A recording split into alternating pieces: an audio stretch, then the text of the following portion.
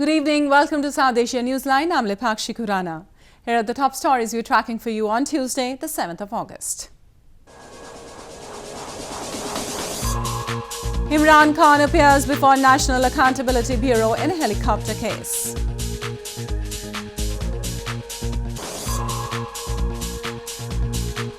Rose to voter storm gathers momentum as Election Commission figures questioned.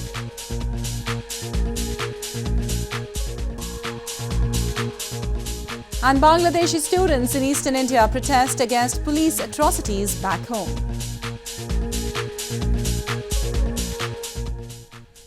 And now for all the details. India released 14 Pakistani prisoners on Tuesday who were arrested for crossing the border in India's western Gujarat province. The prisoners, identified as fishermen, were arrested by the country's border security force and were later transferred to the local police. India on Tuesday released 14 Pakistani prisoners who had served their sentences and handed them over to neighbouring Pakistan in a move to ease tensions. The prisoners were identified as fishermen who had crossed the border and reached India's western Gujarat province. They were arrested by country's border security force and transferred to the local police. ये उम्मीद करा जो भी मच्छी वाला पाकिस्तान में भी बंद है उसको भी छोड़ना चाहिए, इधर भी बंद है इधर भी मच्छी को छोड़ देना चाहिए। 5 साल किसको हुआ है, किसको 6 साल हुआ है, उधर पड़ा है। आज 14 मछुआरे पाकिस्तान के यहाँ छोड़ने के लिए आए हैं। ये हमारे जखौ बंदर में मच्छी पकड़ने आए थे तो अपनी हद में आ गए, भारत की हद में तो बीएसएफ ने पकड़ लिया और लोकल पुलिस को सौंप दिया। उसकी सज़ा पूरी हुई तो गृह खातू दिल्ली से हुक्म आया तो हम उनको छोड़ने के लिए यहाँ आए हैं। Pakistan and India have fought 3 wars since independence in 1947. Ties have been particularly tense since the 2008 attacks in Mumbai, which is blamed on Pakistan-based militants. Pakistan's National Accountability Bureau on Tuesday handed over a questionnaire to the country's Prime Minister nominee Imran Khan to probe his alleged illegal use of a helicopter that belonged to the government. He's given 15 days to submit his response to the questionnaire.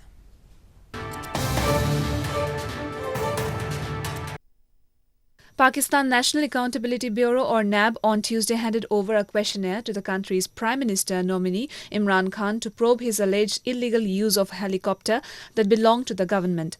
According to NAB officials, the questionnaire had 15 questions over Khan's alleged illegal use of a provincial government-owned helicopter for 74 hours, which caused a loss of more than $30,000 to the National Exchequer.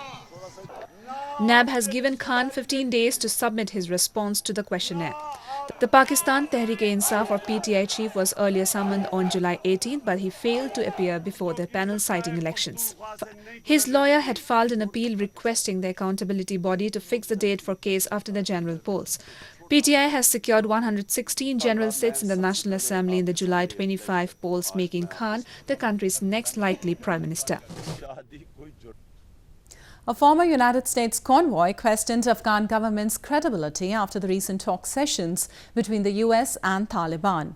Earlier reports claimed that the government was aware of the sessions and that it saw it as a step to achieve direct peace talks between Afghanistan and the Taliban.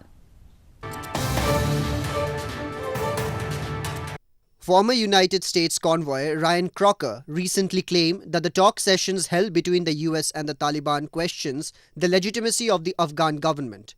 Crocker highlighted the absence of the government officials during the talks and said it delegitimizes them. He also pointed out that the US is there on Afghan government's invitation and their absence during the sessions create a symbolic acknowledgement of the Taliban.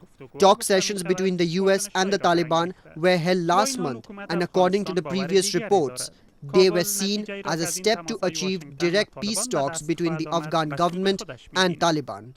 روی بحث کاملا دولت افغانستان در جریان است زمینه‌سازی برای مذاکره مستقیم بین طالب‌ها و دولت افغانستان. یوازې د اعتماد جوړونې او د آینده ناستې لپاره مذاکرات وشول. کېدای شي د لوی اختر نه وروسته ځینې اساسي موضوعاتو باندې بحث وشي. High Peace Council last week claimed that the Afghan government was aware of the US Taliban talk sessions, according to reports, were held in Qatar's capital Doha. Critics in Afghanistan have hit out at the Independent Election Commission over its claims of 9 million voter registrations for the upcoming polls. The government's political opponents also claimed that as many as 5 million are ghost or imaginary voters in the poll body's list.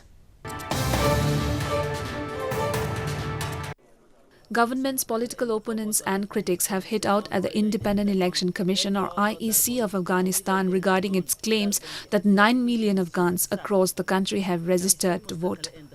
The IEC on Monday again said that over 9 million Afghans have registered despite rising concern in the country of widespread identity fraud and ghost or imaginary voters.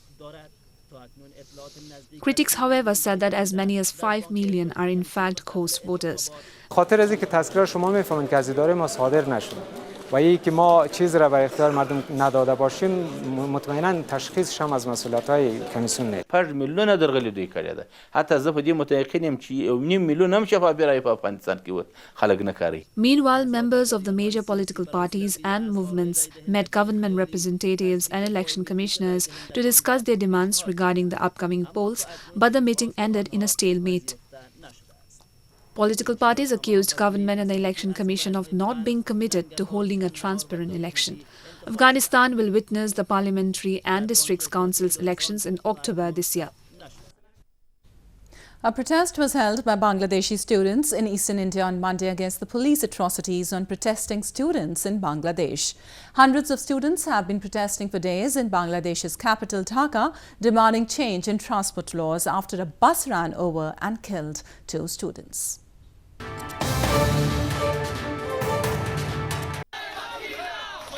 Bangladeshi students in eastern India took to the streets on Monday protesting against the attack on students by the police back in their country. All India Students Democratic Association and students of India's Jadavpur University burned the Bangladeshi police effigy and staged a protest outside its High Commission where they were seen breaking through the barriers. The Bangladeshi police recently fired tear gas shells and bullets on the protesting students, injuring many. Yesterday there were many people got injured in police firing and tear gas shelling. So we are protesting this unprecedented violence that has been erupted over there, and we are demanding from the Bangladesh government that they should talk to the students, they should negotiate with them, and they should fulfill their demands. Bangladesh's capital Dhaka has been paralyzed by angry school and college students demanding changes in transport laws following July 29 deaths after a bus ran over a group of students and killed 2. Meanwhile, the country's government on Monday approved the draft of the Road Transport Act 2018, extending the punishment for rash driving deaths. More than 4,000 people die in road accidents in Bangladesh each year, one of the world's highest rates, the World Bank says. With India's 72nd Independence Day just around the corner, a flower show to commemorate the Indian Armed Forces is underway in India's southern Bengaluru city. The show is conducted in the city's famous Lal Bagh Botanical Garden biannually, which is themed on patriotism this year.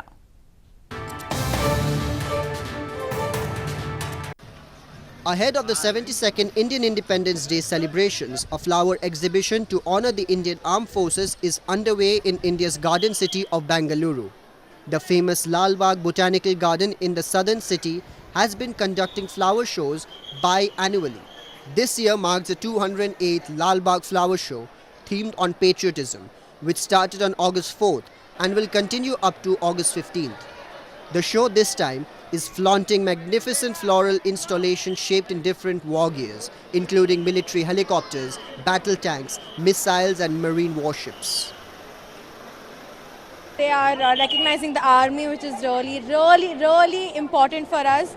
So it's nice. It's looking at it, even we have that sense of patriotism, looking at it, seeing it, how beautifully our army can be portrayed through the flowers. That's really nice, right? Because army, when we think about army, it's always fights and wars and everything. So when they show it through flowers with colors, beautiful, it's really nice. Something new here, which is Like it's so much to learn from here. Like there's a flag, mountain, helicopter. There's a lot of things which can be seen here. Even there's a park, small kind of park. And even my friends have come here to shoot a documentary video. So that's very nice things they have done. The show also features interesting attractions like Dancing Peacock, a mega floral flow, hanging flowers, and an exhibition of 200-year-old wood carvings. The exhibition, which is showcasing more than 87 varieties of seasonal flowers, will also feature various fruit and vegetable attractions. In a bid to promote and improve production, a conference cum awareness program on poultry farming was held in India's northern Jammu and Kashmir province. The program also aimed at creating more employment opportunities for the residents.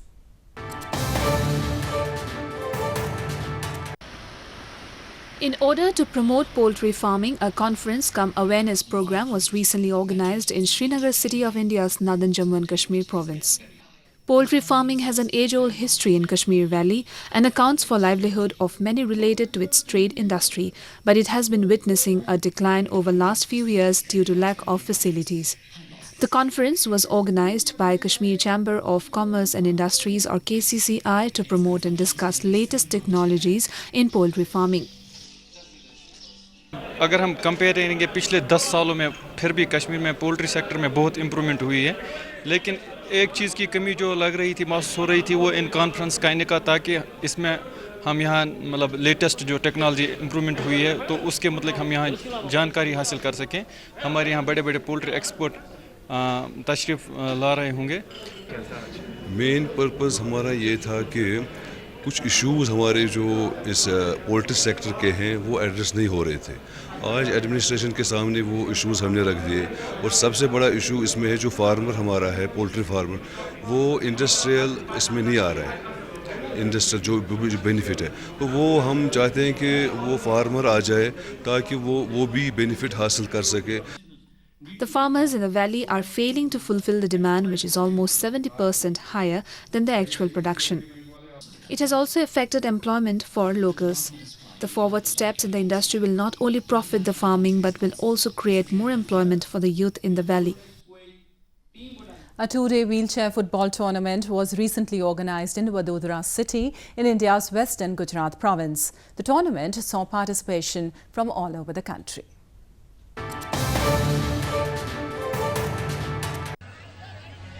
A two-day wheelchair football tournament was recently organized in Vadodara city of India's western Gujarat province.